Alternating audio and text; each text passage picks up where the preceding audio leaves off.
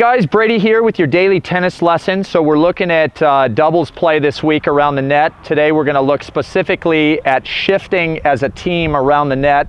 Got a really special guest here today. This is my sister Tracy, former top 175 player in the world, and she also played at Duke University, which was a real feat for you as well. Glad to have you here. Thank you. All right, so we're going to get into it. A lot of times around the net, you guys, we're not seeing the doubles teams in a lot of our club scenarios covering what we would consider the high percentage shots. And that at any given time is any ball that could be hit around the middle of the court and the down the line ball. Okay, so as a team, Tracy and I, if we followed the path of the tennis ball that either one of us have just struck, we're going to be covering those two high percentage shots. The low percentage shot in any given scenario is usually the angle cross court. So if you guys are out in a match playing doubles, shifting correctly, and your opponents are ripping cross court angles, you just applaud that, because you do not want to start hanging out in the corner covering the low percentage shots. We don't want to make the game too easy. Okay, now anything kind of near the middle, you guys watch what we do here. Notice how we pinched in a little bit, because from the center of the court, it's very tough for most players to work the ball from the center back out to the alleys.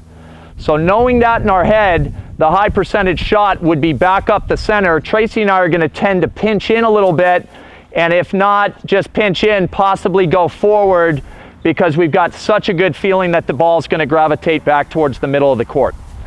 All right, so with that being said, Mark's going to feed us a couple balls.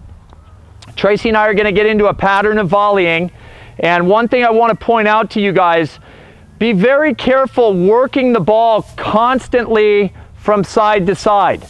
If you thought about, say, a 10-shot rally, if Tracy and I hit from corner to corner for 10 shots, that means we're constantly shifting every time we hit a ball. So we like the idea of isolating either the weaker player or just one side of the court that we feel stronger covering, as so to limit a ton of shifting. To start off, Tracy and I are going to isolate the ad side of the court. So you'll see that first ball get in there. We'll make the shift. Notice that you'll never see us standing flat-footed. Just because you guys shift does not mean you come over here and stand still. You still want to feel like you're active, but you don't necessarily have to leave the zone. All right? Here we go.